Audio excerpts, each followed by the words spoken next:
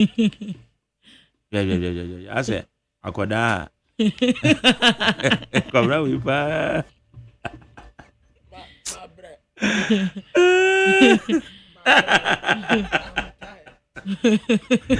Rade ya go kwabra mafu.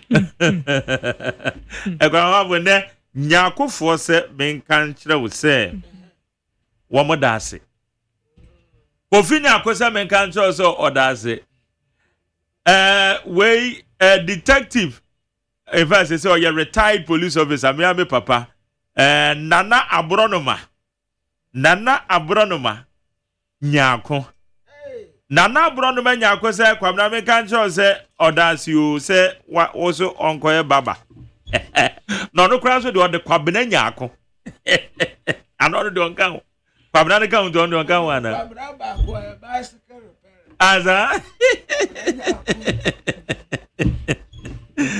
okay, Nana Abronoma nyako Nana mechiao enne anope pa bejidi say bibia ekoso kama yechia Nana kra say mesha da na me kwabra no so central regional enti your friend Nana Okufu nyako abiam otosumienu sana hene osanye the divisional chief at the Ma Breman Esikuma traditional area. Nana esa wo sheda invite me na me ba ho na me behwe se de ho nso te na bibia kama ewo ho. Okay, atana Fana yanhwe krata ni munsam ni bi kakra. Oh, okay. Na ma memfa the inquisitor da obo krata na wo hwe ani hwase a wode kwaku sintim mesa na wode na babatoa na watoto bi ediama ne bi aglo for Jesus. Na bi aglo yi omude mpae na omobo ma Ghana pa na o se what say nam YouTube say be a glow for a bomb say can you do timidia no say wa ho ye mpanyifo ho nka asem a say muko raise prayer topic am say can you do so ye mom pie na nyame nsia no cause da bi o chem say pie ni bi go ho unnecessary prayers ya den kwesita da bokra tanso de ho amanebo de aba ene anopai na den kwesita nim ha say eno say gold board you see amene ka say wa ma enkwa aba wono a woto gold wo mu to gold dwodie mu papa ya kwesita ebo ho amane ye wo ha say na kwesita nim ha na de Professor Ransford Jampo mfo nyina babato a CEO Ghana Shipping Authority ena wo say wo mu de niam egu akwampa womo ebe regulate shipping lines no papa ya to senkwese tanso de ho amane bo ede aba na Ghana has say no eno ena wo hwe anim asenkwese tanim ha eno se Ghana baba introduce 5 days visa policy na sa policy no wo hwe anim ha se abode Minister for Foreign Affairs Samuel Okudzeto abla konfo nyin ababeto a ya wo ka se Ghana ye de niema ebe gu akwamu a ebeboa na Ghana be introduce 5 days visa policy a enkwese tanso de ho amane bo enso ede aba ene anopay na mamemfa the new publisher enfanto so na wo hwe the new publisher animu a na Chief Justice wo mu a wo mu hwe atra ne nsam no so ro committee no mu dodo no a eda ha sei na wo hwe ni hwa sei a wo de Governmental damemfo nyin ababeto a eno de bakavoma wonso fonyin abeto a ena title sorry ena fe chachuchi kata somfonyin eda ha na the new publisher ena wo bo amane se yewra Governmental dame ena wo wakasa ena wo se ne lawyer no in fact said de ono epe nkofo bi mu a wo so motena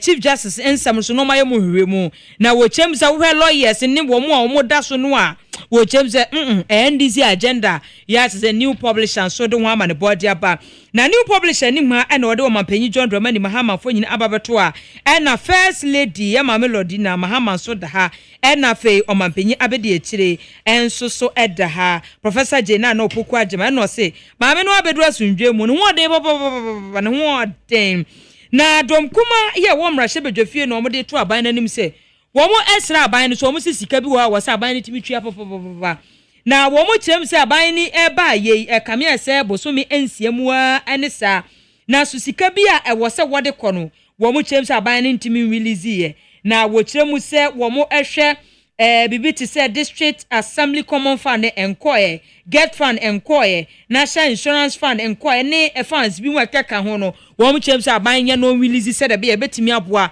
na dwumadi wo mu edie e wo saso mu no bibia atimi akoyi a eno so won sam eda ha se a the new publisher the bokrata nso ebo ho amane e wo ha ene anopei na mamemfa daily guide the bokrata entoa so na daily guide anim ase ena wode chief justice enu asinchen justice Getutoko no fo nyina ababeto a ena wo se maame ne se wono de opese ne nsem na omedie nu Ghana fo nyina ehu bi Ghana fo nyina opese yenye ena TV so do obi ya ehwe bi na atimi aboa ya daily guide bokrata nso ebo ho amane e wo ha se na wo hwe daily guide anim hase a wode kane mampanyi Dr. Mahmood Bawumia fo nyina ababeto a ena afenso wode sele ayokobo chensu fo nyina ababeto no se kane mampanyi abedi akire Dr. Mahmood Bawumia wakokosra maami ewo eye Commonwealth omo secretary general ho ya chese daily guide obokrata nso bo ho amane wo ha se na daily guide anim ha se eno de Dr. Sewa Sapon fo nyina babato a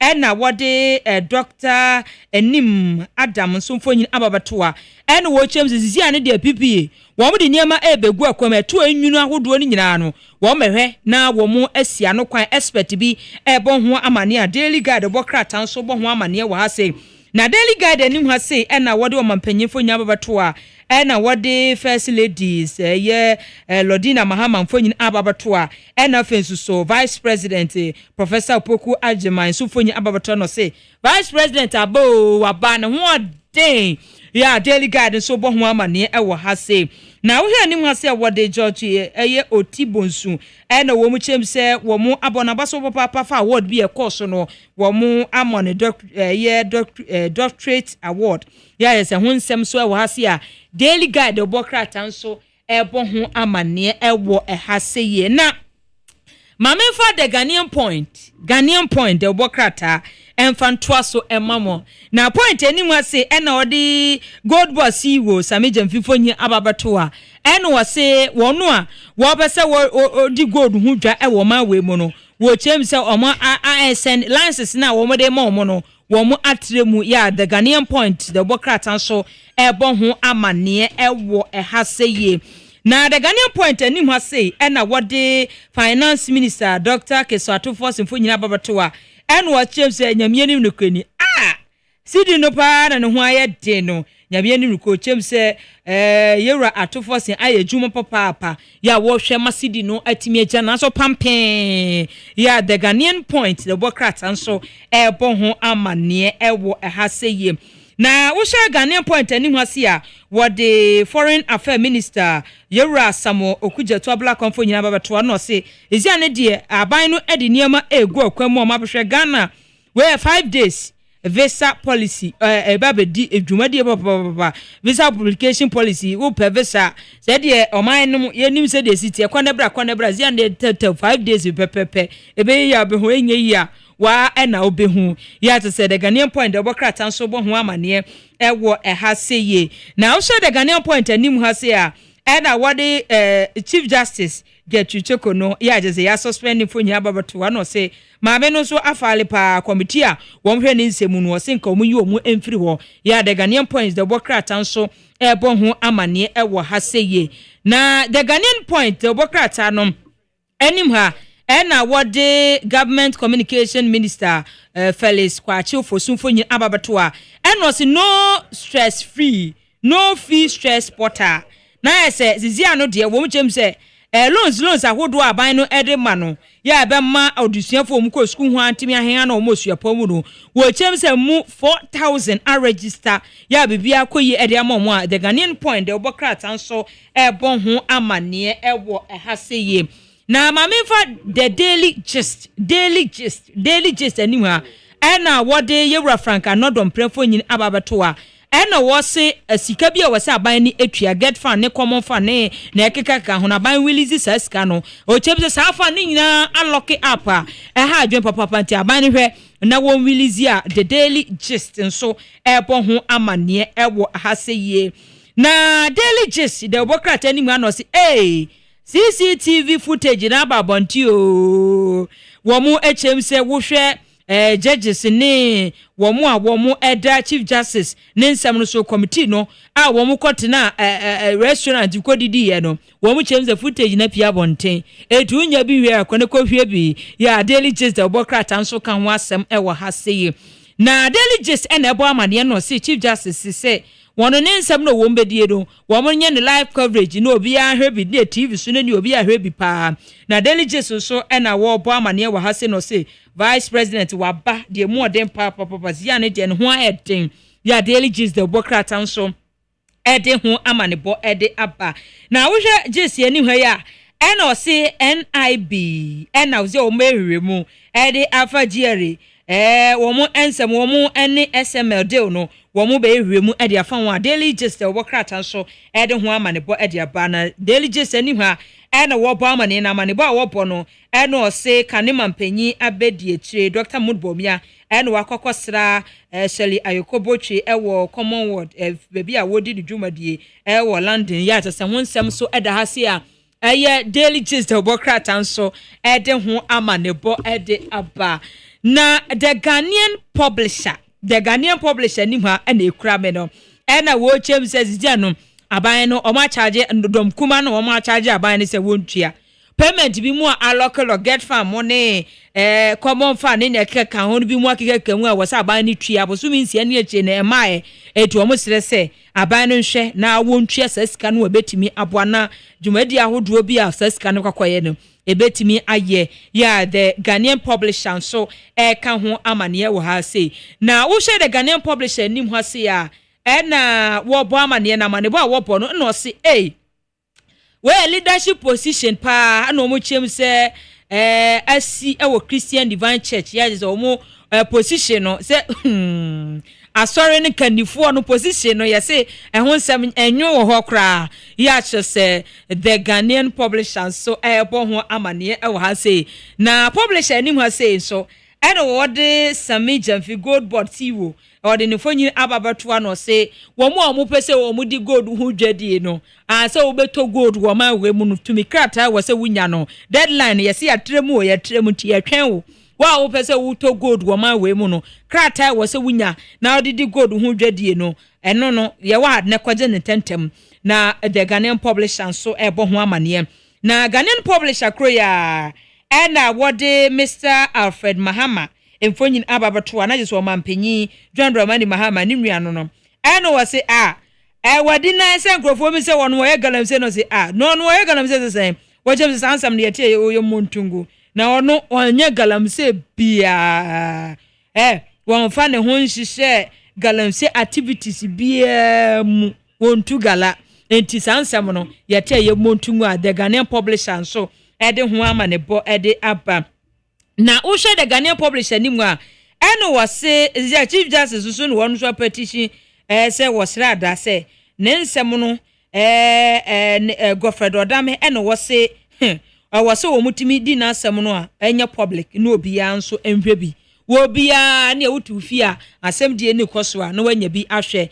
ya the Ghanaian publisher so de ho amane bo de aba na the insight ena ekura me no na the insight asem no na say ene no nsem no a chief justice nsem no a eno ewo ha ena wo chem ze zia no the chief justice so ena wo siki se ne nsem no wo mu ebedie no omehwe se periperi yo ebetimi aba na momro no osu judges bi mu a omoda ne nsem so omo suspend wo mu emfiri so a insight nso ebo ho amane ewo ehaseye na wo hwe the insight ani hu a ena wo mu SIC agent ena wo mu ebo James ageni mboate abaso papa wo hwe ne dwumadi wo mu edie no wo mu chemse ama business no dodo a ejira ne nan so a the insight so ebo ho amane na insight so amane bo wo de aba no ena wo say vice president aba bedu o ma we mu successful wakohwe na pomdin eba ye wa ba bedu ya ese ho nsem so eda hase a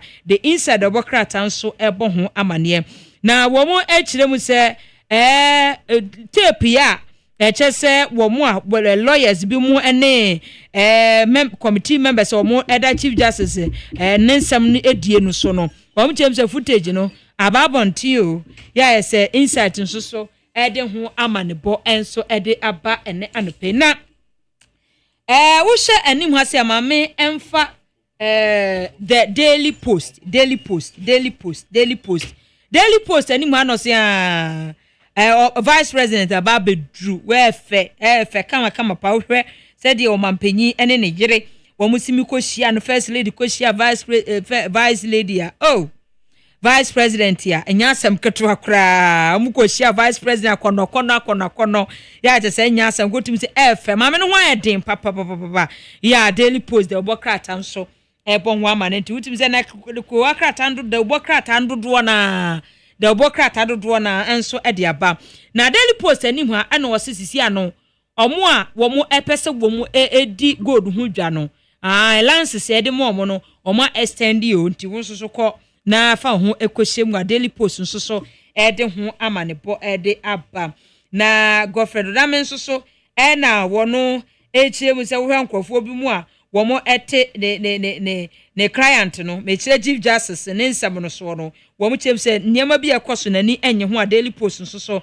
ede ho amanebo ede eba haze na Daily Post no obo amade no se o chem se no one is above the law nana we ansa asare na wo fa omo tena chief justice nsam no so no na o chem se si obia ehia fair hearing emra no wo se obia etimi wudi mradi obia na watimi adi ni yie kwan paso to on dey say no one is above the law mra no obia ehemre no ase a Daily Post nso ebo ho amane wo ha sei na CCTV footage no na aba bonti yo say anu na aba yo na me kwa me asa me mention na nimu opportunity onya bi hwe me hu bad characters on sec admedia me hwe kakra me me just say 1 minute bi kakitua bi asa bra na omu wuramu na bi mu te hodeda e de bi mu kwachi bi na bi mu sakwatena o mu seat so ntin so obi hagi obi na no say no na ha me hagi no ne nchia do e dey how many minute so hagi ni wie no san betena sheki ye no san betena na kwanwa mu ba me de me hwe ya no enti me no asema se na nya footage ni nyina bia hwese ni ana oda me odi hwe no ne ewa na ana wodi ani ni nyina ye de se me de ketwa na se bi wuramu omu kwachiaye eko hagi ye ebetena ase no ne nyina hwe ye o na mamemfa the new center enfanto aso na we the new center ni wansam no de dada no a wode samija mfisi wo gold board mfonyin ababeto a eno wasisisi ano wo mo epese wo mo di gold hu dwade no wo pese wo to gold wo nya license ya obetimi ato gold wo ma we mu a wo mo chem se deadline no omo da call June 21st enti no omatire mu nti wo pese wo nya license ya call ansa na June 21st aba ya the new center the obokrata nso bo ho amane ewo ehaseye na the new center nso amane bo a wode aba no na wo say vice president aba si an ho tin nyasem katwa ya the new center the obokrata nso bo ho amane ewo ehaseye na the new center no say Ghana card na wa power healthcare no omchem se Ghana card ba yi abo papa ama ya pomode ho nsem enso atimi agya na so a the new center nso so de ho ama ne body aba na wo hwe the new center anim hase a na ode Dr. Johnson Asiama wono eye governor wo Bank of Ghana fonyi eda no se ezi asidi no agya ne nanso o jina ne nanso papa nyasam katwa ya ta said the new sentence so bon ho amane ewo has can say vice president wa ba e dia no pani nyina ne ye ka no de nyame aso de aba bedu na be yeti Ghana man panyen okay sem ni bia odi tu dwa bra ohia eye the vice president yenti ya ka. The people of Ghana, we wish to warmly welcome our beloved Vice President back home. It has been a trying time for everybody, and a lot of prayers were said for your safe return. And so today is a special day that you have stepped back in the country, on the land of Ghana, hale and hearty, looking younger, looking cheerful. And we thank God for his mercies. Since you left, your colleagues, we've all missed you.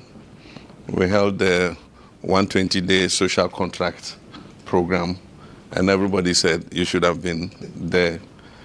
But with all the work you did before you went, we continued, and I think that we're able to present to the people of Ghana a significant percentage of the things that we had promised. But in all this, you were missed. Ghana is safe. Things are seem to be on the right track, and you've come at the right time to come and continue the work that you so beautifully started. And your colleagues were very happy to have you back. I particularly have missed you because even traveling out of the country has been difficult. They've threatened to impeach me for for going to Togo when you were away. So you're warmly welcome. We are grateful to all the staff outside there who looked after you. Our embassy staff in London. I came there myself, and you told me how courteous they had been and how they had been of help.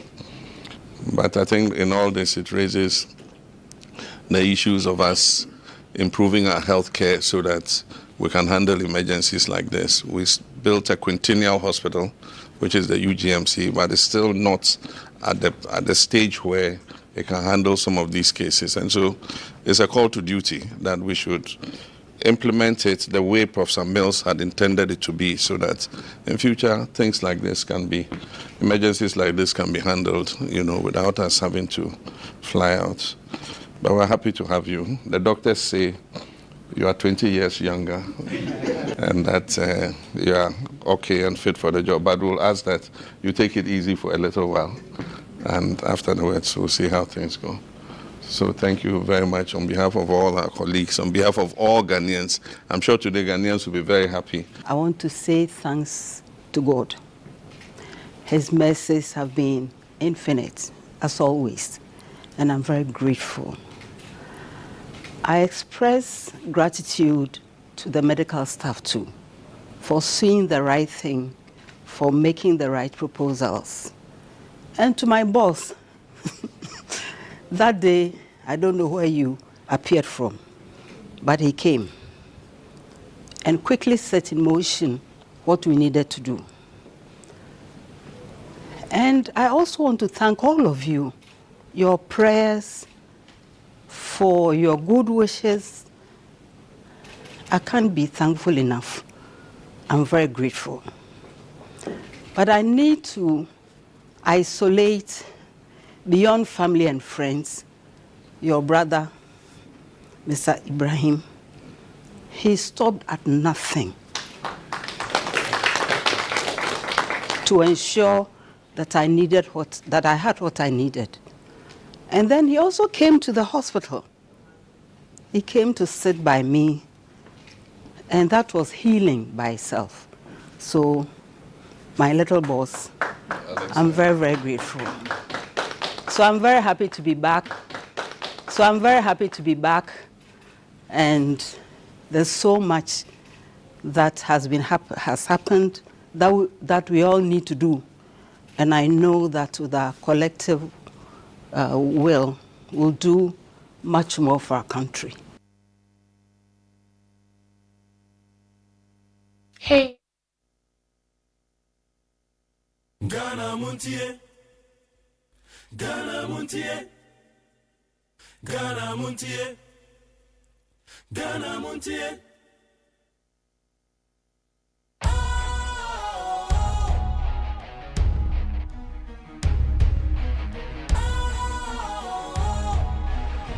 What's cool, fresh and trendy with a new look? Makes you feel real good, that refreshing vibe. Satisfies you right just the way you like. Do you know? Do you know? Do you know? Oh, ain't gotta do it alone. Specialized makes you flow. Anytime, anywhere.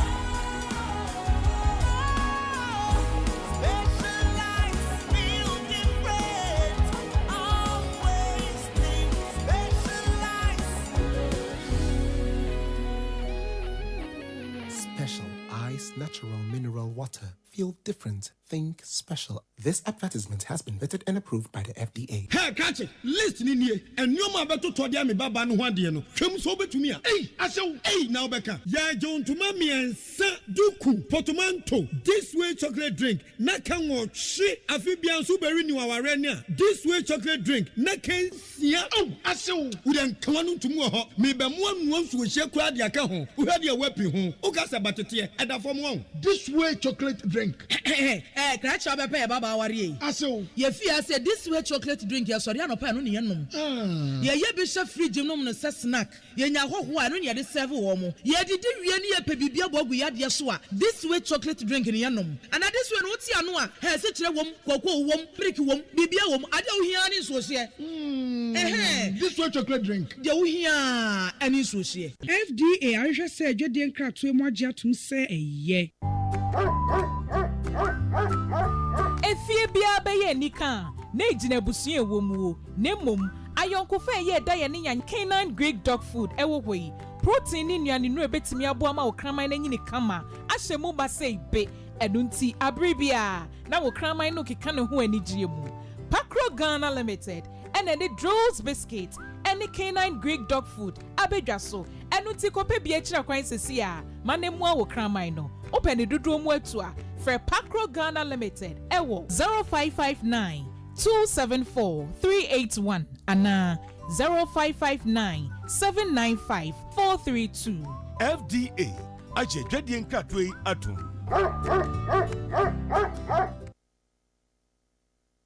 Ghana Montie, Ghana Montie, Ghana Montie, Ghana Montie.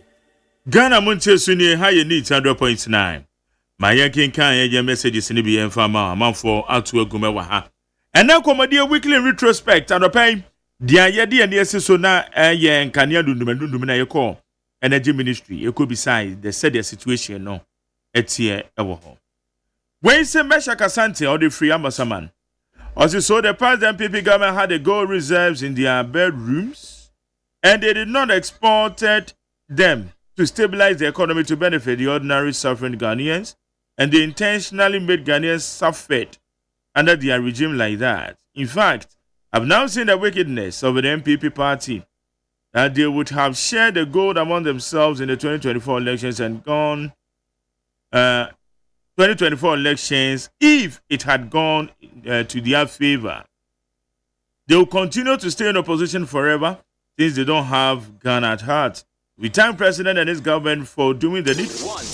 Now the cedi to $1 is 11 cedis.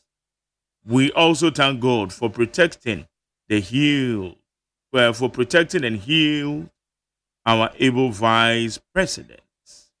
Professor Jane Nana Ugwadima, glory be to God. We are Mesha Kasante and Ode Abba. Okay. When some Jerry, I would take MTN to call to a week ago. I was playing lottery on the MTN line at the WAB. Okay, K Davis or the measure. Well, it's a good morning, Jerry. I would like to use this your noble platform to invite Kasua MCE to come to our aid. Kindly see what we, the people of Kasua Akore, are being engulfed with rubbish. Anafunaneku, Kasua no bola there. Anafunaneku, Anodiaba. Where's the Magari for the past 2 weeks? We don't have water around Tama Community 2, police station area, Anklebo, and okay. Where's the Magari? Yesterday was my first day listening to you in the evening session. You are doing a good job, pal, but be careful. You are stressing yourself too much. Let me thank God for the life of the Vice President, Jane Nana Opoku Agyeman, for returning safely to Ghana. Atamfu nyenya me rekus dada di free odoko. Wunti torchlight it down. Alive Baba di free Madina. I say thank God His Excellency Jane Nana Opoku Agyeman is back. But Jerry kindly alleged Glory Owusu MP Trobo for her allegations that she knew what is happening to our Vice President. Now the biggest nightmares of the MPP is the appreciation of the city under Dr. Baumia, appreciation of the city.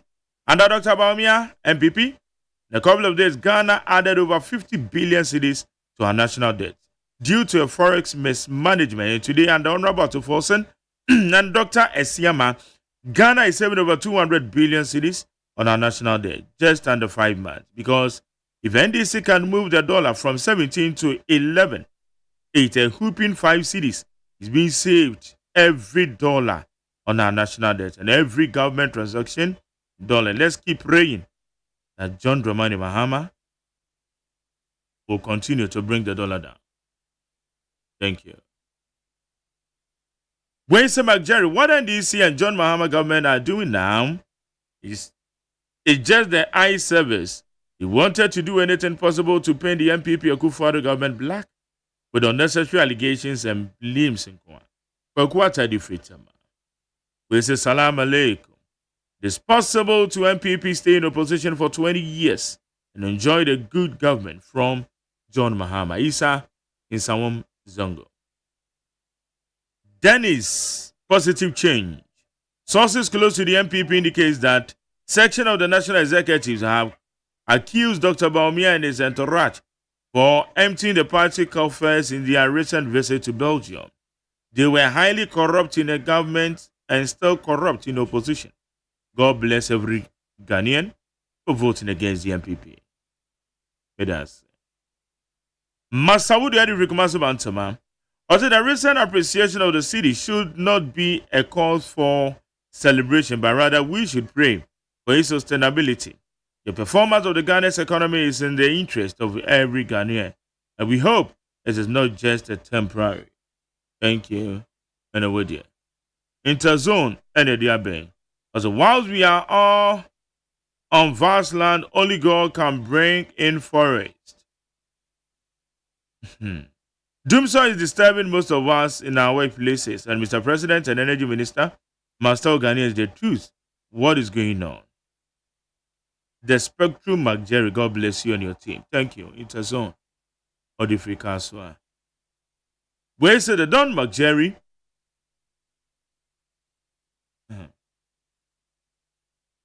I want to know, or I should know, that it's through Professor Jane Nano Pokwadima that Ghanaians voted for him. So he said, well, JM should know, okay. JM should know that it's through Professor Jane Nano Pokwadima that Ghanaians voted for him. So he should take care of her. And I said, what is the JDM on Shanana? McJerry kindly tell Ato Forsen to send our common fund for us. It's almost 6 months and not even a payment has been made. Now NHI is suffering.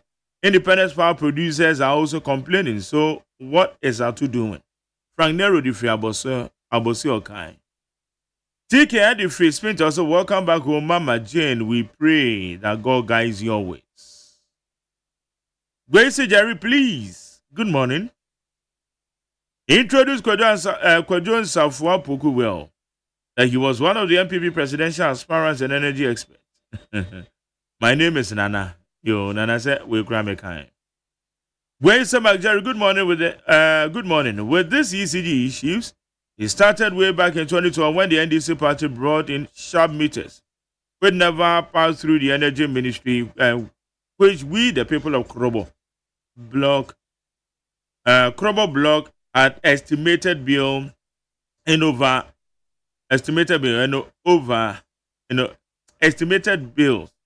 and they were over on the old meters. And the three constituencies refused to pay that huge bills.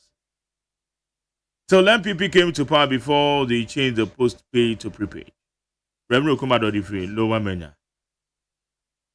Where the sources close to the gold boy indicates that Lenny has indicated that Samiji and his office has spent $3 billion just 4 months into office. The question that we are asking is the code of conduct that Mahama outlined relevant? Mahama in opposition makes a lot of noise about Galamsey and Dumso. Now he sees no evil, hear no evil. Are we safe in this country? They are taking credit for the dollar appreciation, and they are forgetting that goods like cement prices currently have been increased. Samuel Boachi Asaman. Francis said, blatant abuse of power.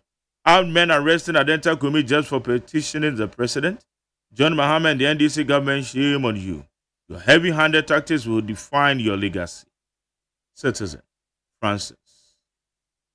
Where's a high McJerry is disheartening to see Ghana's rich natural resources being exploited without benefiting its citizens. Our leaders and foreign entities are destroying our environment, leaving us poor. To change this, we need a state of emergency to hold galamsey and significant investment in agriculture, build factories to process all raw materials, finished products. And this initiative will create more jobs. Michael Odifri Ashalaja. Yeah, bow. Ghana Muntie, na Mansanya son. At the work of Yaman woman so ejiji tonton sansan e will need 100.9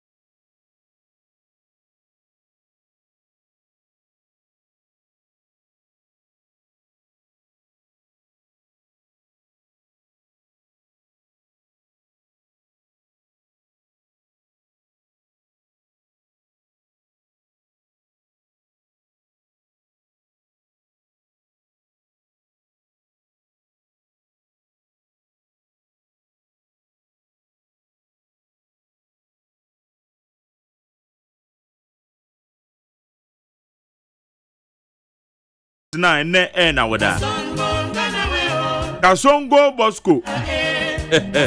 Happy birthday to you, DJ Bosco.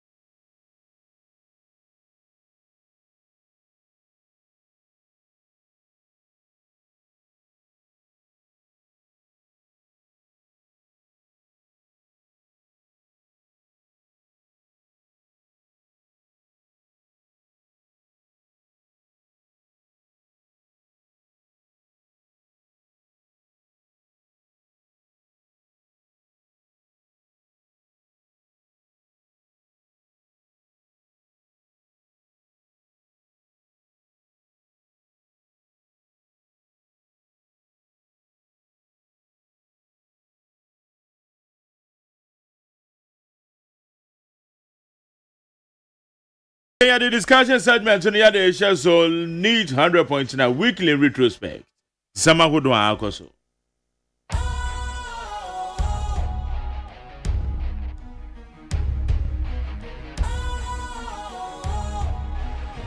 What's cool, fresh and trendy with a new look? Makes you feel real good, that refreshing vibe. Satisfies you right just the way you like. Do you know? Do you know?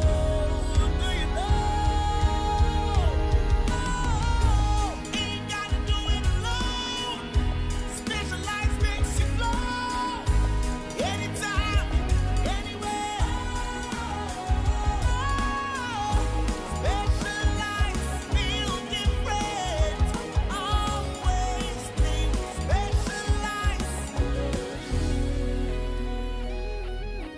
Special ice, natural mineral water. Feel different. Think special. This advertisement has been vetted and approved by the FDA. Hey, catch it. Listen in here. And you ma beto to dia me baba no hwade no. Hwem so betumi a. Hey, asew. Hey, now beka. Ya John to ma miensa duku potomanto. This way chocolate drink. Na kan wo hwe afibian so beri ni waware ni a. This way chocolate drink. Na kan sia. Oh, asew. We dan kan no tumu ho. Me be mo anu nso hye kura dia ka ho. Wo hwade a wapi ho. O ka sa batete e da fom ho. This way chocolate drink.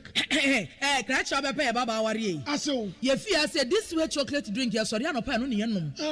Ye bishop free gymnum and snack. Ye nya ho no ye de serve womo. Ye did ye pebibia bogu yad yaswa. This way chocolate drink in yanum. And at this one, what's yanua? Has such a wom, cocoa wom, pricky wom, bibia wom, I don't hear any so This way chocolate drink. You hear any so FDA, I just said, you didn't crack to more to say a ye.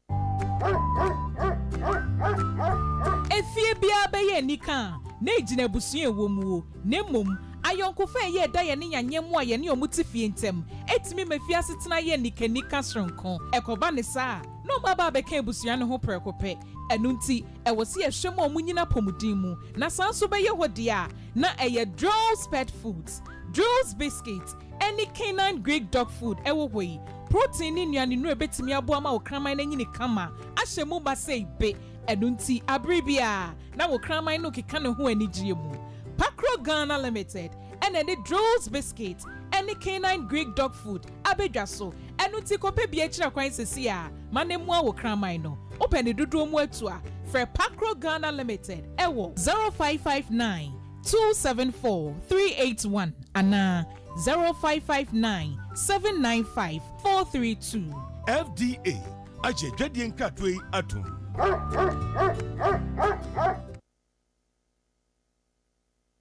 Ghana Montie, Ghana Montie, Ghana Montie, Ghana Montie. Ghana Montie Senior we need 100.9. Yeah, the discussions na yeah the issues so the said American can Malaba so a member of the NDC National Communication Bureau. What's not saying about being come? Yeah, share with Jeru Sopel. On so a General Secretary of the Liberal Party of Ghana. On so share him so Babekayo. And a MPP rep on so on beba and ne anope. Issues on board now what we economic situation, economic gains.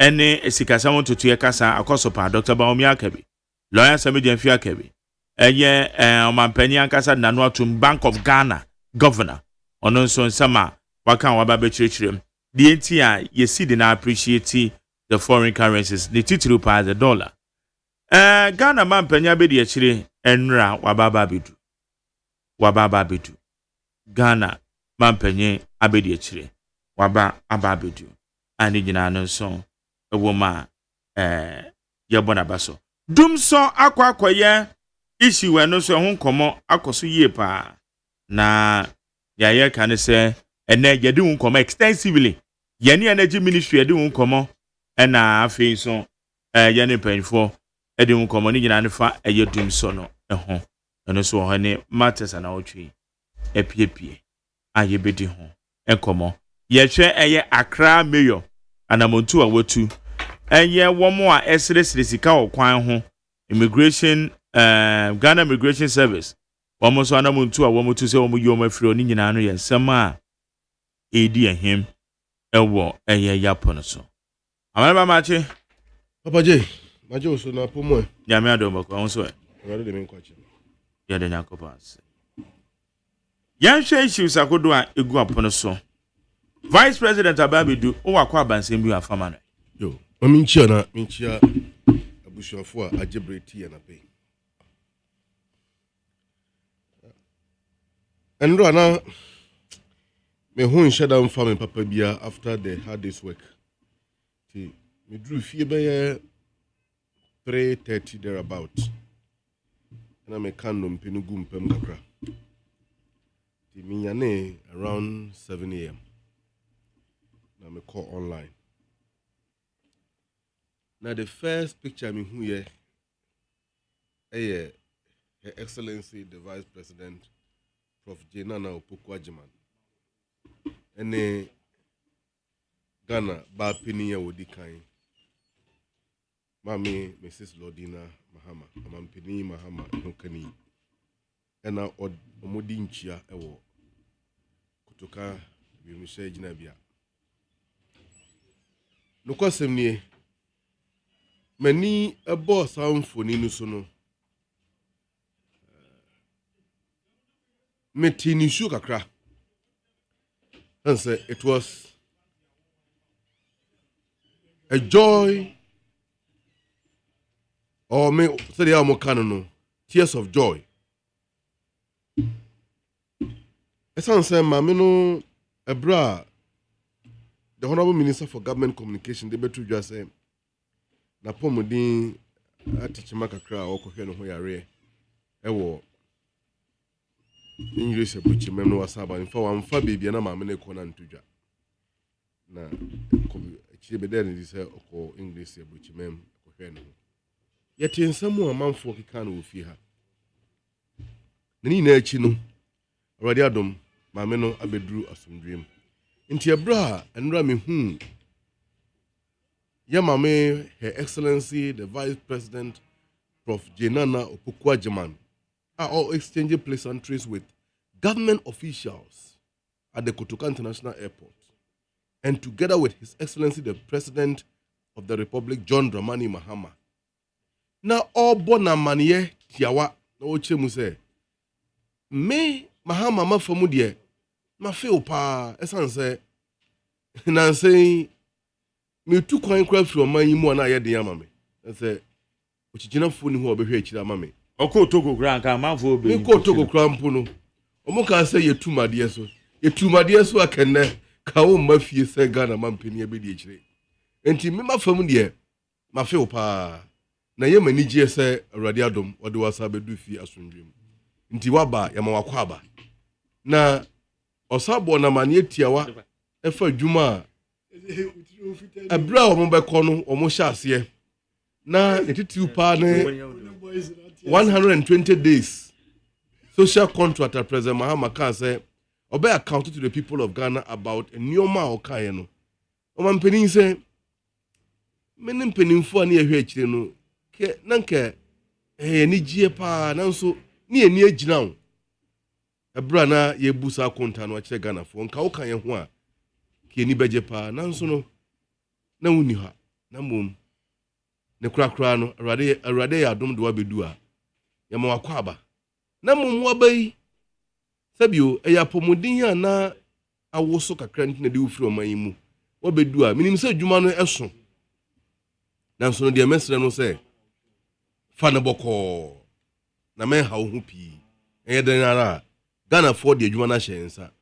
emfie nan no mo de amaye kwan bia so de Ghana for hwehwe free enchen no ye beye ne papam ne beye ne yiem na wie peye magana ni ba bia awote asase ewiase we mu no obedi yie ntu aba akwaba adwuma no so no fa ne fom na ye ne boko Papa J manije na eye mahohahoa na eye manigie sanso ye mahotoso na Papa J CM Omampeni Mahama have no excuse to fail. Saudi amambre edo tutu nyoma ho a. Eto de eden ya yesi enko busa abrewa. Abrewa ne hwan oba pani. Yewo omampeni a oda mma mienu ntem.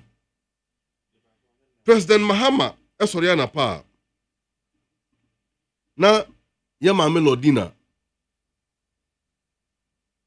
no wachia no washira no say akura ko fa sundwe ko yadwuma emwa Ghana na omane ntumpon obedu office a na Prof Jena no poku agyeman so wo ho na o ma na akura akwaba omane no yemfamfa ha na ebeboa ye nyina. So working in the midst of two women our more concern about the household because women, according to the Bible, are the managers of the home. If you doubt me, go and read. What is it? 1 Timothy 5. Na can Titus 5 as well. Ubeti the American ase. And the amount the managers of the home. Na President Mahama eye juma in the midst of these two noble women. I am not surprised. Say Ghana yeba bedru baby yedru. Now, this will be the best government ever. If there will be anything better than Yehuya, it better take care the next 50 years or more for us to see it. And tia me wawa. Say ne, uko makola. Embani aje. Uko boso kanya, ya bo Mahama abaso. Uko du kuko mpedia editwam na Kumasi magazine so de. E komo be ya komo yo mampeni Mahama ahoni esiwa yesum na wiani anajo. Because in the midst of all the gains at dollar and Mickey, I will come to that briefly. Baba J. Yankai yedwinum, yankai yehun say. Betting tax is gone.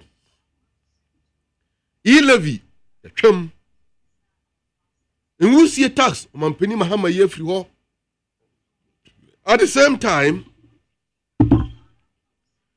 at the United team, the transport community, no, I have VAT on insurance. That VAT on insurance, no, Omampeni Mahama, Brado Osman of Futu Samfo, Yura, KCL Dr. Tuforsen. Ya wode oban no kas oman no sikasem e de komrase bedwafie no. Awurade adom oyi saade no efiri ho. Mande Ghana ni ba bia eho ayeden ato no. Nisanti bebe ye ba begina so oman no. Enye just a magic one. Namum a leadership are prepared. So omobe som temamufo na omobe som oman no masum ye. Macau platform we soda na masa na mensanso kabium. When His Excellency John Dramani Mahama handed over power, a man na Adodankwa Kufuado, on that fateful day, 7th of January 2017, ya announced Susa Obetua Jumapana President Mahama Ashenase. We didn't expect him to do that. But at least we wanted him to take the oath of his office seriously. A shayani in see a wedi action on mine. Obefa seriously to ensure that Ghana ni bia ya wote o man mudi at least nka obedi ye. Na mum enyasa eni ehunu. So in the midst of all this backdrop of taxes aban no de beto Ghana for so ama ye kombu ye no. Omampeni Mahama ayi sa taxes ni na fio against the gains ya sidi no enya.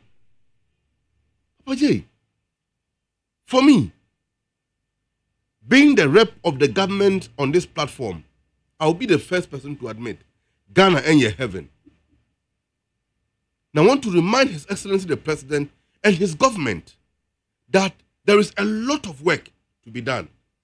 In as much as we admit, sir, you are making gains, and we thank Ghanaians for reposing their confidence in us, and in the competent team of Mahama Aputu up.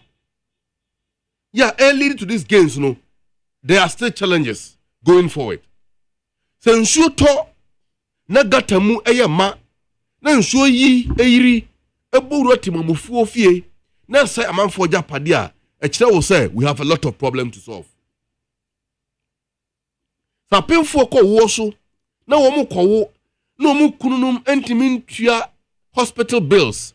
Me yi sa mamefo ne nkwalanfo mu nkofie momu ya omufa hudie na it will take the intervention by Her Excellency the First Lady Lordina Mrs. Mahama on Mother's Day. So beko Kolebu Teaching Hospital akotua bills in order to allow hundreds of women who were on the maternity ward to go home with their babies a clear indication that Ghana have a lot of problems to solve. So ensure talk akra na amanfo ebeda sumua, it tells you we have a problem to solve. So ensure talk akra na in the hinterlands temamufo entimi nkoma sanso mo kwan enya, it tells you there's a lot of problems to be solved. So I am making humble appeal to the people, our brothers and sisters around the world and within the country, that the confidence you repose, any trust amuya by giving President Mahama 57% of your vote in the last elections, shows clearly saying you choose experience above experiment. And also saying, a reshemu ya munya ya wa banda dani munu dana reshemu etwem. Santi mo de Mahama by say omeboa no yimu how emfri. And that is exactly what we are on the track to do. Papa J, kakanga kra ye bedru ho. Na minim se etuo eye chijinafo a na etwo. Ne santi Ghana for the esre from ho an say na de ye hwehwe efritimamfo no say wo begina ye chi achijinapa. Ye yaban Mahama oye nipa oye asorabofo. Wo mu a wapa wo mu nyina de ka ne ho mu bu oman no. Wo mu ye nipa obi ne ho oye asorabofo free heaven abeka wo ho. Na nipa so de e de rara mfom so empa nipa ho. Nipa be fom, nipa be kwachew, nipa ebe yemfom ebe ye bone. Na mum yemfom so achi se Ghana fo ehunu no mo twe adwene esiso a. We will be humble enough to admit our mistake and we will move forward. Alhaji Alhaji Muhammadu Bawumia busa a simple question. Say abane inka one policy ya EDC no eba form. Papa Jane. And first within 2 minutes. 2 minutes. The Jericho na wouldn't chana. Yana first within 2 minutes. Na wakasaji. Anyway. The choice to do nothing is also a policy. So if doing nothing is pulling the city from 17 to 11 and still coming down, Ghana for say they are grateful to His Excellency the President for doing nothing to bring the city down. But Alhaji Muhammadu Bawumia is a liar. Now, my name is Yankopon Adomeno Bra Uchantro as a Muslim after going to Mecca there. I don't know. But Papa J, a deliberate policy of the government to make sure that we saw up demand of the dollar in the system by bringing in sufficient capital inflows through the gold board, the gold purchases program, and the Abuaya, there is sufficient dollar in the system to meet the demand of the dollar in order to make sure that the value of the city no ever cost against the dollar. It has nothing to do with the trade war because the economy, the Ghanaian economy, and well integrated in the global economy. And because of that, if you are buying $1, you pay a premium. And for the premium to either increase or decrease, it depends on the confidence of the expatriate and particularly the investor community in your local currency. President Mahama, before he became president, to acquire PE, and he assured the investor community saying the problem I'm facing with Ghana, when he becomes president, he will make sure that will be stabilizing the economy to woo their support in federal and economic prospect of the people of Ghana. And that's exactly what we are seeing. What's I got 2 minutes? Let me be on this point. Okay, I'll do so once. Okay, I'll do so once. You don't keep the time here, my friend, please. You don't keep it. Mammy, we will do so. No. Fine. Papa Jane, when the Honorable Minister, Dr. John Jinapo, take you over as a Minister for Energy, or throw a letter at the command, Gridco, asking Gridco to give him a response relative to load shedding from early last year. Why the cast and Gridco yellow shed? Was there? Why the cast and yellow shed? There was a load shedding. There wasn't. There was. There wasn't. Fine. There wasn't. That's okay. But this is a Gridco response. You see this letter? The Omoka let me read the letter alone and leave here. 2024 daily coincident load shedding. We forward the attached analysis of load shedding that was carried out in 2024. The report shows days in each month that load management was carried out. Please, can I continue? Can I continue? You have your time. You have your time. Can I continue? Can I read it letter? Maybe that one question here. Fine. I'm saying the results of the analysis shows that the maximum coincident load shedding for the year was 720 megawatt and was carried out in December. Here, that's II. The maximum was carried out in December, but the minimum coincident load shedding was 59 megawatt and was carried out in June. The load shedding was carried out due to inadequate generation capacity to meet demand. Exactly. Engineer Magba. Engineer Magba. That's who is telling us the truth? That's the chief executive. Are we having load shedding or not? Fine. This is what. Can I continue? Stop that. Sir, if we are having, I am talking to the host, not you. If we are having load shedding, a comment is here. You remember when Umaru Sanda of City News interviewed John Jidapo? Or can say if there's a load shedding, I am not denying there isn't. Napo kind. And he said that if there's a load shedding, we have even managed the load shedding better than President Mahama. And he went on to say that Ghana for Lancaster published on a timetable and attach to the load shedding analysis. This is the data Papa J, because of time, I believe that the minister will organize or will meet the press very soon and I'll brief you about the challenges in the energy sector. Meanwhile, Alhaji Mahamadou Bawumia and the MPP surrogate, which we have a rep here on this platform, or Council in Nwasama, was we should attribute the gains of the city to the MPP policy. But Sebano Dumso Dia, also, and the young Swadi enough for President Mahama. Some say Mahama is the creation of the problem, but they want to share in the success of the city, but they don't want to share the problem of the energy sector. These are hypocrites, these are liars, these are irresponsible political characters who were given 8 years in power.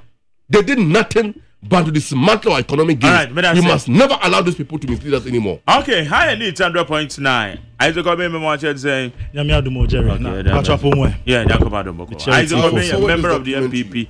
Yeah, I've heard him, man. Isaac, because we said this letter, energy ministry PRO, I'm in the Casa close to 40 minutes. And you say, oh, they didn't Richmond Roxen Esquire. Menene kasa ne close to about 40 minutes because only a person yanti once no. When indicated that say load shedding no baby, but on the chere say depend on the load of your maintenance any homa are you weak at the same time. Don't forget there's over 450,000. And I will say let them generational capacity. Yes, but also say we have enough generation. I agree with you.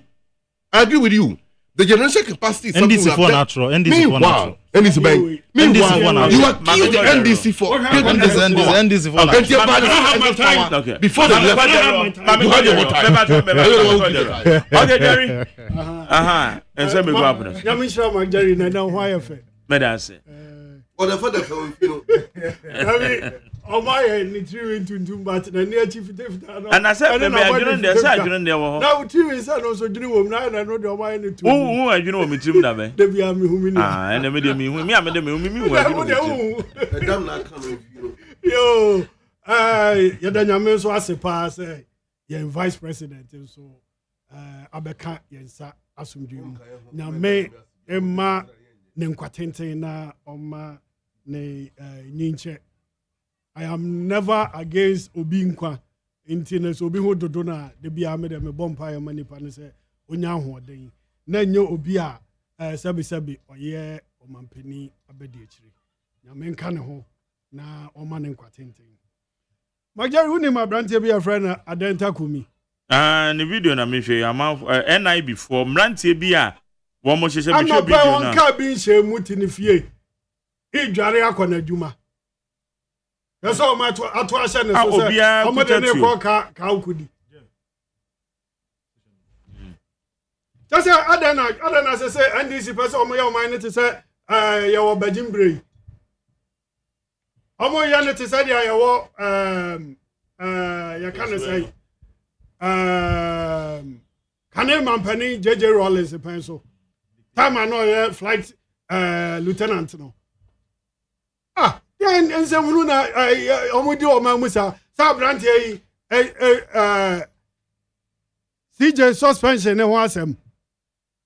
I don't think I've granted in a baby. I go for a cogenitor who dear friend is him. Aday Majari into your mind near Timo and answers a Siano, Yabubo Bobi near dear Bimo, a room some more, dear Yabedio many. 2 legs good, 4 legs bad. So right nipa ekoko ni free ni fie no mu hwe ni ye ene sa kaka motobi ne unprescribed uniform a mo de wura nkrofo fie because we be fie na so wura onom te say am robber ye boat oku a hwa na ye obi amfa so bo anko obi niama NDC so mampani ehunu ya dia omo a wapone to me kakra hye omo nsem no ede to me ne ye no ganamra empemete ya nya kaka motobi mfa nwura nkrofo free enkwaje omo to me free omo nsem omo fa ho dia free omo nsem bra papa nipa obo no na omo sada de fi ekwa akokeka emrante ne mabawa. Last week we tried no more kabi. Was it last 2 weeks and I said last week? abrante yi na obi ko ekogu ne ho fi kwa hwede a omo ade mra hye omo nsa na mpo national security kura omo che anaso omo invite omo NIB yeah omo chi anaso omo invite first say omo nyina omo atro mo NIB no mo gojo NIB Ghana Crescent bom me honestly video na me na se obi akwa kaka moto bi dia se na chi akwa vest bi e de NIB akwa bom with that Crescent na eya Ghana to me e shemu na obeti accept sa nkrofo no wo fie ana majari to me no NIB omo invite ana so omo arrest ana so omo invite o na se wan kwa omo ya wo the right quarters e was omudi omachi ekoye sa arrest no muma mrade entremu yo na ba kakra obi di mrasha nsem na so no so intolerate omo sem hunu na omo di na wana ade so bo kwakobo no because ekoso na so omo ye no ya hwe ni hwe omo empelifon so e wo kromo ayade mra asa omo nsa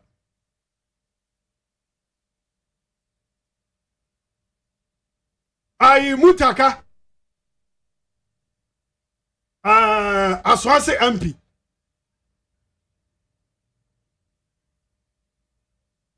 majari anyo omu ani ai omane boama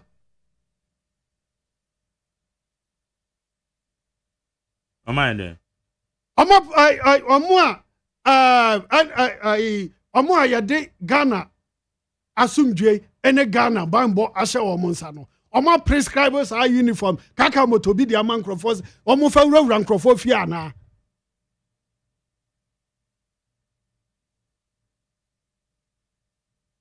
Justice VCRMNOP crap tama omo ekoye bi ewo Baleshi okay say impanifo e betena akonya mu nyina no ensama na committee ni bisa omo no efa omo atare shemu ana okay say omo bisa omo omo dressing omo de kokọ sa babia na ye to aba no a response and I say I recommendation be na efri mu e de baaye see ati wonu ma no bia fa kaka moto bia atare ashe no what the I sign abom NIB no nam no de bokro no because ye ntimi identify nipa no ana ye nimu mpo de osoma a omo se onkofa on sa nipa na na so omo wura afefie mo no mo mfa sankrofo ne mra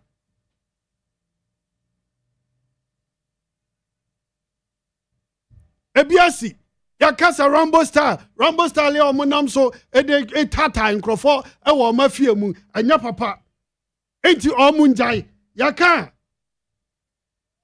obia ni wonu ma oye responsible to sa omo a ekoko boss anaso omo ko boss abra na anaso omo ko tu sa na mo no obia ni o ka hwe atro mo enti aguso na ekoso enti so omo wuro obi fie na se tu kasa omo krana na ya obi ba blame obi ana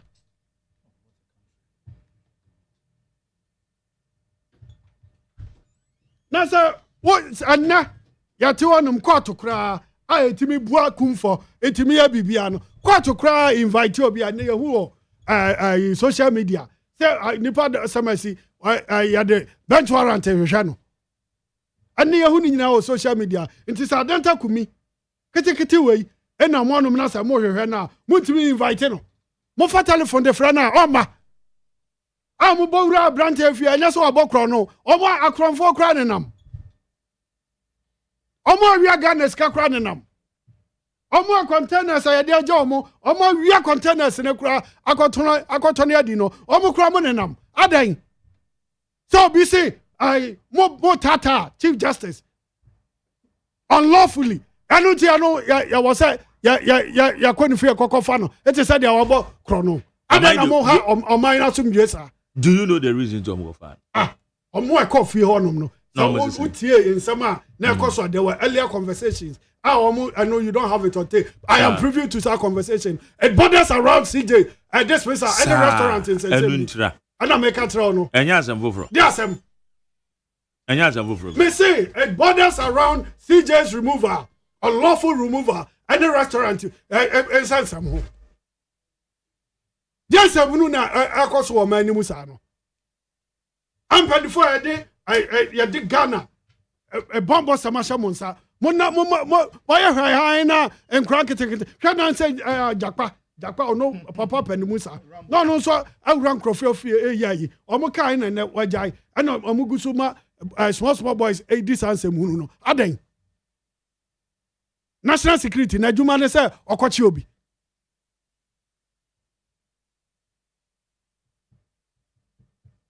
Utu kwaya nkranke to akra nim say obi akaka ntimi sore ma meche no. Well resist ya kabeda na asem foforo e wo fie onom. Ana so ote onom no ana okacha omo so omo nso ni mu. Ana ofa emra ne de sha ne nsem no ye omo de opa. Anka obi ba beblem obi ana. Ada no man asumdua ye enjoy kakra mo me ye enjoy. Yate onom ya to bode ba ko 20 cedi. Bibia board den enso anyina anim say cedi ho de ne dollar say say akonto kwapa ayenim say dollar say say cedi is 11 something enso bibia board den wo kroma ano de ye nyam panimu bia e ma ne me address e omo a omo a ekura dis de dwa no omo kan na ban mu for ene adwadifo na kwakoye se ma mo mpene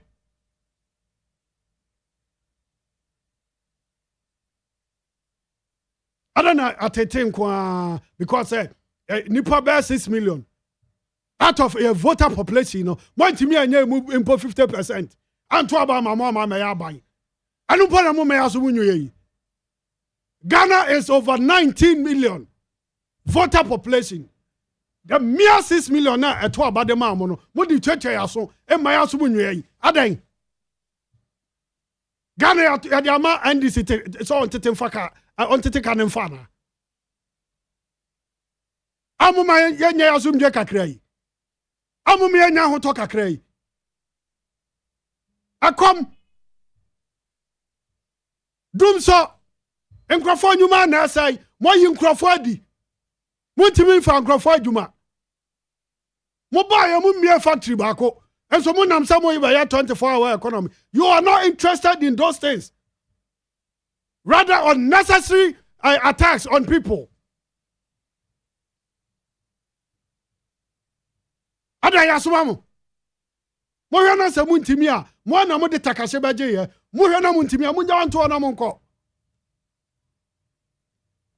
no man chechere anya tata. If you never Burkina haya no kra no oya military ruler sa wan kwanko attack no me attack o aniema o gine ho aye factories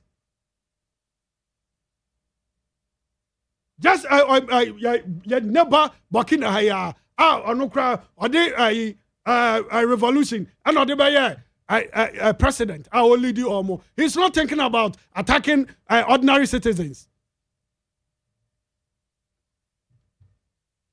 Nani bra any dia na all interest. And say ne man for e ho beto omo. Ne man for be dey free. Ni ato about the mind this ne President John Mahama. Inti na wasa Ghana obi a on support omo bia e koda fiase. Omo chiche obi angum. No mo nyansa munu na mo di no. Nya hu se NDC na Ghana ye omo dia. Onya NDC ni you compare oba bitina. No two akwakopa oba biatena. No man so far as Ghana, Ghana ye nyina ye dia na dia. The mere 6 million na ma oba president no. Enta say Ghana ye dia. Inti the from Russia on sem na ye dia ope. 24-hour economy now ode be ye dede no. Esi say 24-hour economy. Government representative now what a platform you so I don't crown benefit be other so na man no ni adwuma ye and so o say t-shirt 24-hour economy campaign this is so bisa akoyo te anu my friends amaleba bisa na 24-hour economy when you mo adwuma ya na amasem don't attack Amaleba. I'm not attacking him. Men can oya adwuma minimum kama mintie omo onu better no say uniform 24-hour economy. How many months in here? 5 months na akwakogu no 24-hour economy adwuma no onya bia ye catch me ada draw awuna ana mudi aba fa Ghana konya dia mo promise ya mutumi nya amale ba 24-hour economy unya bia adna me jam party unnecessary attack on who be attack us about there. Na 24-hour economy na banika zo be see fact. Oh, and see factory 24 no be anyway. And then also on the private person. What you want 24? I do if you are 24-hour and cost what other. Say abano. Or this can be bram and the tell say why 24-hour and I said they no be your hanum bi. They are 24-hour bia na demand. It goes with the policy direction. So they say I feel o ma twesi aba say President Akufo-Addo. Sa ne 1D 1F no. Omo ye ni anka be bo 24-hour economy. And I know the only. Me say Malibanya 24-hour economy adwuma ni bi ya. Me jam me party atonom aba be di omachi. Moti onom no dia mumu ye hu deden ahu hia ba akokra. Abrante young man enti onom ekwana adwuma mo ba wura ni fie ko hunawura na yire ne ma. Therefore for what ten good reasons. Well, Ashanti Regional Chairman of the MPP, Chairman Wuntuminson, armed men are fear. And also your name, well, the reason. So that is it. Once someone knows here. Majari. Yeah. Once someone knows here. Manunsi yempo. It is a siano, ya better who say criminals and yes idea no. I'm not say officials are more permitted to and yes idea no. Tell my own to me. Or you'll be able to me Johnny money. Say more when I let her cry for social media or beba. Messi and I caught bench warrant to cry no. Yeah, the two social media. Into what is preventing the so-called armed men from writing to our personalities. Young how mine I chichiri you. Na NDC. Ya memfasa amma. Wacha wa konya so kra na 8 years. Which minimum nim say 8 years na possible. Wama kwa 4 years is super. Why no mede ne bampo yanim and obi akọ support omo amomati di obi aba. They see MPP abamu emma omo lusu omo presidency no. Acha ya 1 year. We are going to see more than that in NDC because President Mahama cannot go again. He cannot be president for the third term. Ghana hanum ebin see that and ebin soon see that. Enti no de omode ne beba no and also antokoye see wo MPP ma omulusu omo presidency ebi be see omo so abremu because ebi see omo camp pen. Enti no third even 2028 it's not promised for any of the political parties including my party. It's not promised. Enti why harass people for 4 years and leave for another person to also come and harass your people?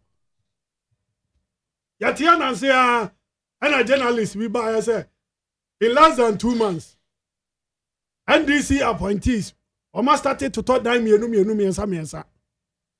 Journalists are here, Jumadema NDC for. Eba Bonting openly, the video and open grammar here's a video. No. And I say NDC for there. I say a condition kakra for mo. Na so mo tena Land Cruiser mu. Pa. No more afio mo. Osaka kasa bi kan de manu yedu se meka. Enti say no a condition enti na ya mo say on betimi a chiche Ghana for a. Emra ni 4 years e wa ha ya. Na sanu na ya ana COVID ba Ghana. Ye ran fie. Enche. And so I'm wrong 6 years. COVID back 6 years in here. COVID and COVID-19. That is 19. And they are 25. 6 years. And a COVID back Ghana. COVID back Ghana 2020. Yo. I don't cry 5 years. More than 5 years. I don't cry as I say here refi. And so I buy way a promise say COVID levy or buy I will be. A child how many years in here? And so I buy a wasaba shamukena. I when you cry and this can be better to so. That's here near Sati say, he levy almost all my ye. One more and this if we as I was a cook say, or mon peck Nansa Quabin Safama magic. Into almost have a pet another name of E-Levy. And there's our Gigi Ghana Tobium.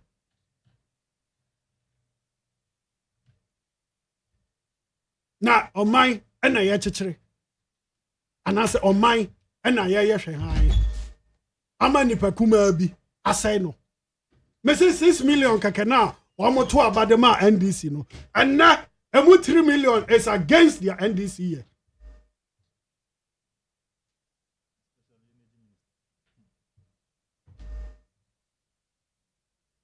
And more than 3 million is against their NDC year. And so say, one woman said no more ban on Babina Jumaye. Omuni Anuma Juma cry you omadi. Say Omun yes can find to ya a Jumaya foka. Say no more can for free SHS won. And they are to test and Yakoba. The name say, and do the academic year for Frona Yebesimuno. About brutal. Okay. Majari. Yes. Yet you or yenemu under the watch of NDC. Yet your yenekas here pamu. Now Majari and somehow Omokaya and the ayateno. Here be some year, you must say muye. As I say media for no. Ya titibi. Safeles of Osuka Chene bi Masia. Said the Abamba ya enya no. Hwe no man kan wasa mo da. Mo de ensem say ya. Majari. Otete ya na no. Sa wote say ai chama wuntumi. Wo ma akotata ni. Say na wo kan ketwa. Video na wa ha. Na wo kan ketwa. Me kan ketwa bi san kan me kan. O ka ye dede. Me ye dede fan kwan. Hey. Me ye dede fan kwan please. Ya tete nipa. Ya tete nipa no we he. That mean any part in the field on cabin. I'm men akwa chama wuntumi. I'm man ko ya na tuo ko kasa ya. Wo na ka ya di tuo ba o so ke be dede. Wo and ya di tuo ba o so ke be dede. Nti ya di ko nu aso ya dede. Do you know the reason ti o ma ko? Amo kwaje dan. Uhun ya na. Amo kwaje dan. Ai kumi ya tini. Then why ya? Membisa wa ha. Said you have to let us know the reason. Sir. You dede. Mommy and Tia mu suma ya nua nkuma no. Ma ya na fesi. Ya nua no nkuma no. Omo kra ani omo ayi no mo e di ato no ma Ghana say prepare yo enya adwuma wa Ghana. Na ya di ya kwakotata omo a e wo say ya trans ya hwe ha hwe omo. Okay. The reference ma me na me ko azeo. Right how you need 100.9. Sama hodo a ekoso na na yeguso a ye bia. Isaac. Majeri. Mami chia na mi chia utifu. Na meka se ene Ghana esi ni trase. Nka yese ye vice president abeyi. Na Dr. Alhaji Mahmoud Ba omi ebie na no awoka me no fefefe as communicator mabeyi so me am aboni chikakra akasa ni office no so ni okra ni office na say ye ejuma no.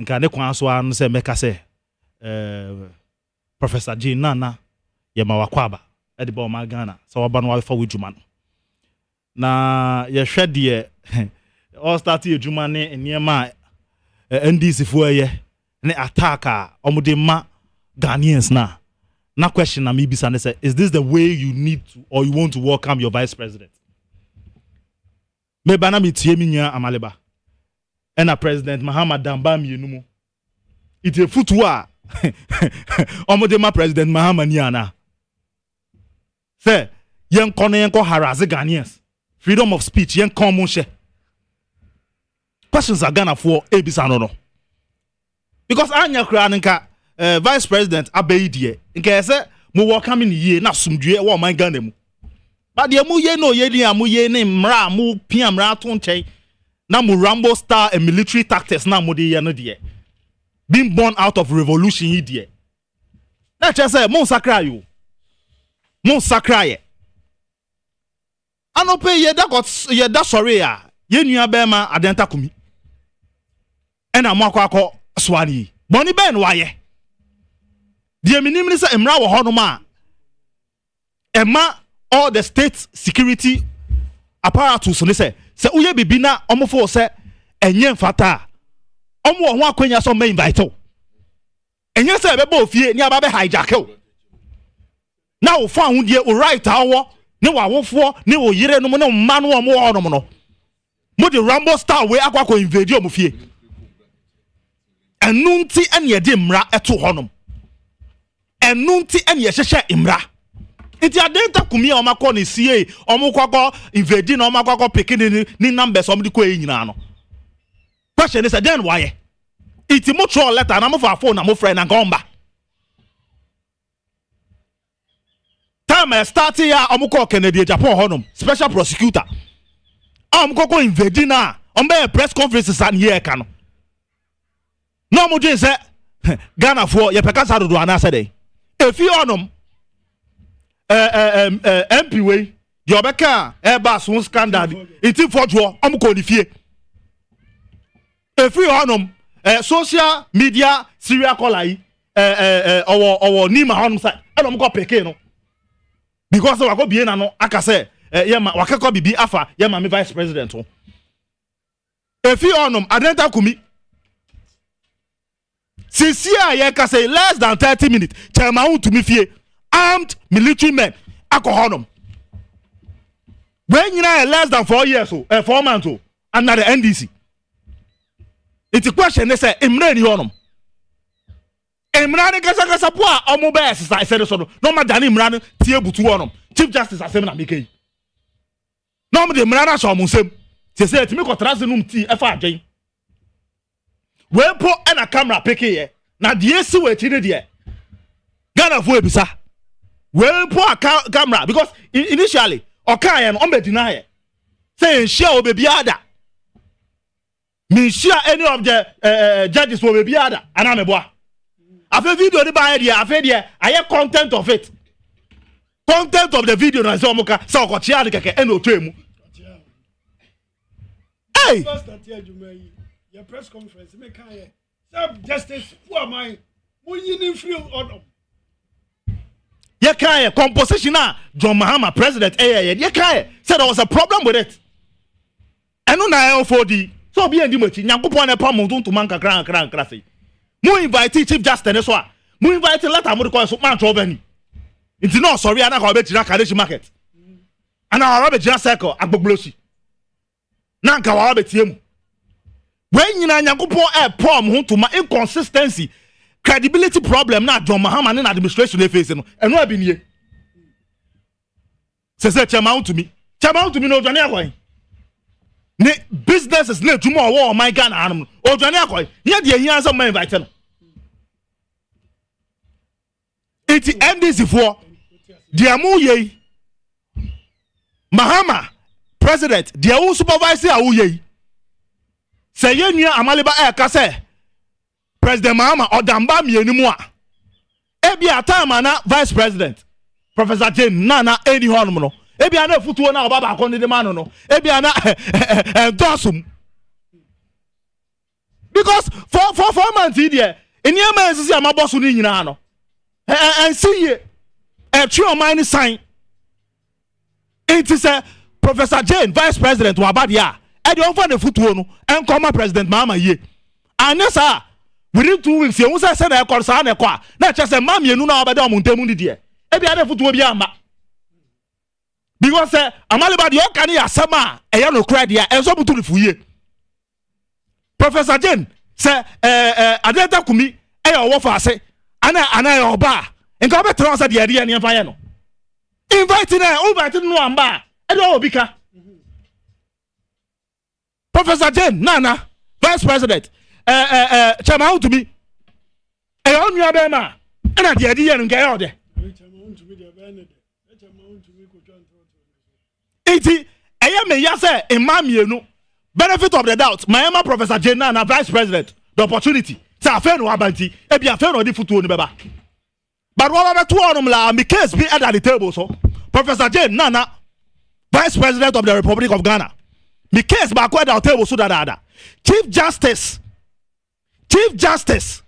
omo fa kuntum so omo sake no and omo suspended no me patcho e first thing at the table so be person bete wonka as oba o company a go platform so be one o ka say you open the door for women and it will not be shut down and it will not be closed when there is some o ka na an ye bi e dey to table no so Chief Justice your bar or swear we in Chief Justice your bar one ka say advocate ya mamba no Chief Justice accept at the table so aye twen yeah, Vice President, yeah, you can see a tier opposition on this. Anya crowd of Baumia, time on the 11 bano.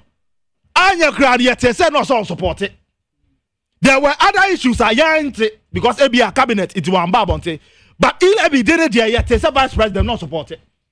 80 for once, your principle as a woman.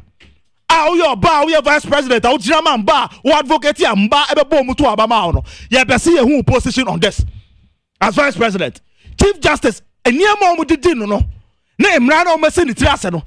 Ne near my L for the chess, Omo Yakunana, Omo Ka, in some ediators, and Omo manipulated law, no, Ediatiano, you can see who position on it as the Vice President of the Ghana. Medi ano aton chen. Mamembra economy no so. And now yet and a week when yet say President I go to baby. Ama ho kokra sanene so. Ama was starting a kind of credit. On Ghana your reserve, gold reserve. In terms of monetary. Meanwhile, no, it is the same president. And a winning election, no, also the economy is what? A crime scene. And the economy need the enyekra kun. One can baku, one can mienu. Several platforms on your noka. Time omu putting committee together. So omu share into country's economy in those kind of things. Omu koko ye no. Oko chino okaye. Obama State of the Nation's address. Oko chino okaye. Also, through the finance minister, omu ba parliament omu representative budget okaye. On several platforms, president renya ni nyina no. Also economy ni nye. Economy a on enya no. Eno na ho konkra tie so. Ene uko shia mpenifo. Ave udi adanse se economy no eye good. Na economy no ne reserve eja eno ko apo na abo ama sidi no. Eko ye no. Governor Kra so ebie nanum aka. In fact, the finance minister Krapo or try and draw some the document or the buy Krapo admit it. 80 say ene NDC for betronom na omu try and draw say ena economy no ena city ni nya ena economy ni nya. Question is say bisa say Ghana Statistical Service report on the buy 2024 Omuka said the economy has grown to 1.2 trillion. No. Say economy na enya na. Announce the President Mahama, what admit it? Say reserve MP Bijama no eh over 30 gold reserve, over 30 ton. I know ene. And no na Ghana for peso muhu. And our budget amu ya this year ma present no. Ya sha allocation e dia ma presidency you go Felisofo Kwache. Almost times 2 times 3 of what the previous administration used now. And no na economy na enya no. And now economy now is the same scam na buro so pad. Most allocation amayama pad amukwa to man kwala. Ye cheche sa cheche bi man bema. Pad. Ye cheche sa cheche bi man bema. saa part no allocation ma ya eso sen sika ya allocated for women's bank 50 million no eno na chese economy ni nye